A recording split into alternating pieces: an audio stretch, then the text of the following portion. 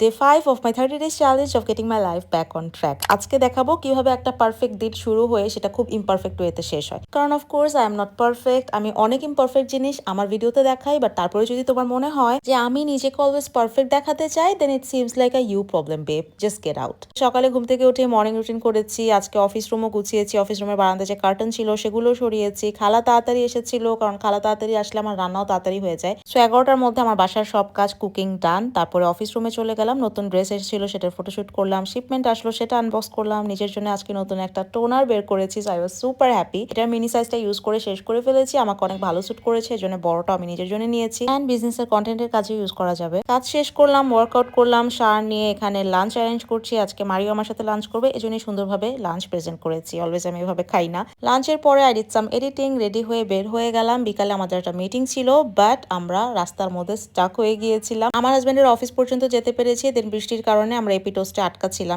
Diet তো খারাপ হয়েছে, আর আজকে খুব ইম্পর্টেন্ট একটা কাজ ছিল, সেটাও শেষ করতে পারিনি। বাসায় এসে জাস্ট ইনভেন্টরি করেছি, আর তেমন কোনো কাজই করতে পারিনি আজকে। ইনফ্যাক্ট এই ভিডিওটাও কালকে রাতে দেওয়ার কথা ছিল, যেটা এখন দিচ্ছি। That was it for today's video. See you tomorrow.